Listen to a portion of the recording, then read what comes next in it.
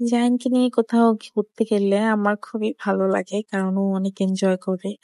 সব জায়গাতেই গেলে ও অনেক বেশি তাকিয়ে তাকিয়ে দেখে যে এটা কি, মানে প্রত্যেকটা জিনিসই তার দেখতে হবে। তো দেখেন ওর চোখে মুখে কত মায়া। ওকে ওর দিকে তাকাইলে আর আমি পৃথিবীর সবকিছু ভুলে যাই। আসলে পৃথিবীটা কেমন তাই না? এতদিন আমি চিন্তা করতাম আমার নিজের কথা, আমার বাবা মা চিন্তা করতো আমার কথা, আর এখন সবকিছুই উল্টা হয়ে গেছে।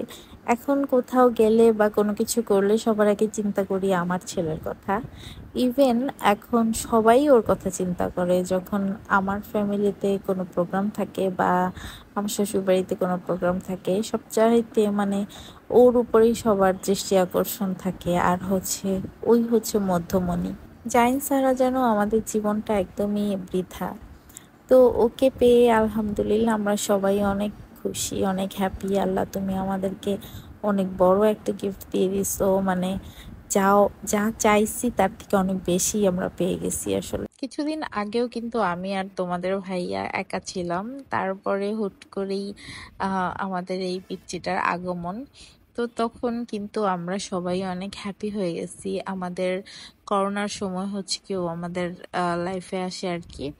তো ওই টাইমটাতে আমরা খুবই বোরিং হয়ে যেতেছিলাম, আর ও যখনই আমরা শুনতে পারছি যে আমাদের মানে পৃথিবীতে সে আসবে, তো তখনই কিন্তু আমরা এত এত খুশি হয়ে যাই। আমার ফ্যামিলির প্রত্যেকটা মানুষ আর আমার শ্বশুরবাড়ির মানুষ সবাই সবাই অনেক বেশি হ্যাপি হয়ে যায়। জাইন হওয়ার পর থেকে কিন্তু তোমাদের ভাইয়া তাদের ফ্রেন্ডদেরকেও খুব কম টাইম দেয়, কারণ হচ্ছে সে তার ঘরেই একটা বন্ধু পেয়ে যায়। অন্য বন্ধুদের টাইম দিতে তার টাইমই আসলে হয় না।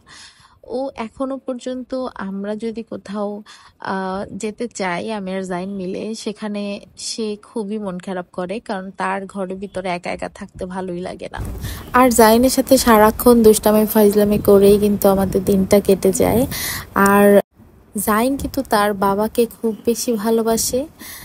এই যে দেখেন কি দুষ্টামিটা করতেছে তারা, বাবার কোলে চুপচাপ বসে আছে, কি কিউট মাশাল্লাহ।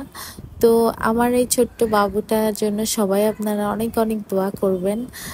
সে যেন সুস্থ সুন্দর থাকে, আর সে যেন অনেক ভালো মতো বড় হতে পারে, সবার সাথে মিলেমিশে থাকতে পারে আমাদের মতোই। আলহামদুলিল্লাহ ওর বিহেভিয়ার গুলাও আমাদের মতোই হইছে কিছুটা। এখন ছোটবেলা থেকেই আমরা একটু একটু বুঝতে পারি। তো ও কিন্তু খুবই হাসি খুশি থাকে অল টাইম। আমি কিন্তু আমার শ্বশুর বাড়িতে যখন থাকি তখন আমার বাবা মা, আই মিন জাইনের নানা নানু, তারা পাগল হয়ে যায় তাকে দেখার জন্য। কিছুদিন পর পরই ফোন করে বলবে কবে আসবি, কবে আসবা তোমরা। তারপরে হচ্ছে আবার ওই বাসায় যখন যাই তখন তার দাদা দাদু আবার পাগল হয়ে যায় তার জন্য। তার ঘর নাকি পুরাই ফাঁকা হয়ে যায় তাকে ছাড়া।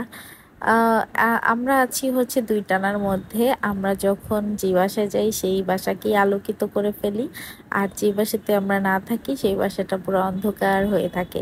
তো এই জন্য কিন্তু আমি আমার বাসায়, বাবার বাসায়ও যাই, কিছুদিন থাকি, আবার হলো শ্বশুরবাড়ি কিছুদিন থাকি। এভাবে করেই আমাদের দিনটা কিন্তু আস্তে আস্তে চলে যায়।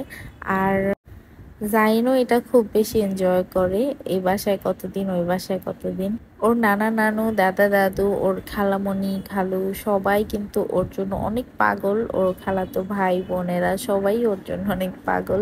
আমাদের কিন্তু কিছু টুকটাক কাজ ছিল, সেই কাজগুলো শেষ করে আমরা হচ্ছে বাসায় চলে যাচ্ছি। বাসায় যাওয়ার পরে তার খালামণির সাথে সে ভিডিও কলে অনেকক্ষণ কথা বলতেছিল। আর তাকে যখন ওর খালামণি হচ্ছে গিয়ে দুষ্টামি করতেছিল ফোনের মধ্যে, তোমরা তোমাদের বাবুদেরকে আজকে কি খাইয়েছো সেটা আমাকে শেয়ার করবা। আজকে কিন্তু জাইন হচ্ছে সুজি, ডিম সুজি এটা খেয়েছে, আর হচ্ছে ফ্রেঞ্চ ফ্রাই খেয়েছে বিকেলের নাস্তা হিসেবে। তো তোমরা তোমাদের বাচ্চাকে কি দিয়েছো সেটা আমাকে জানাবা। অনেক নতুন মায়েরাই সবার আগে চিন্তা করি যে বিকেলে কি খাওয়াবো বাচ্চাকে, সকালে খাওয়াবো কি, এরকম একটা চিন্তা থেকে বাচ্চাকে খাওয়ানো নিয়ে একটা দ্বিধাবোধ চলে আসে যে আজকে কি খাওয়াবো। তো প্রতিদিনই একটা না একটা নতুন কোনো আইটেম বাচ্চাদেরকে খাওয়াতে হবে। প্রতিদিনই যে ভাত মাছ মাংস এগুলোই খাওয়াতে হবে তা না, প্রতিদিনই ছোট ছোট কিছু একটা আইটেম তৈরি করে বাচ্চাদেরকে দিতে হবে, যেন তাদের কি হয়, রুচির পরিবর্তন হয়। আর খাবারের পরিবর্তন হলেই কিন্তু সেটা করা সম্ভব। সো তোমরা সবসময় ঘুরিয়ে ফিরিয়ে বাচ্চাদেরকে খাবার দিবে, এটা কিন্তু আমি সব ভিডিওতেই বলে থাকি। তা না হলে কিন্তু বাচ্চাদের রুচি কোনো রকম পরিবর্তন হবে না। তো আজকের ভিডিওটা এই পর্যন্তই। তোমরা সবাই ভালো থাকবে, সুস্থ থাকবে, আর আমাদের জন্য দোয়া করবে। আর আমার চ্যানেলটিকে অবশ্যই সাবস্ক্রাইব করবে। আর নতুন নতুন টিপসের জন্য আমাকে অবশ্যই কমেন্ট করে জানাবে।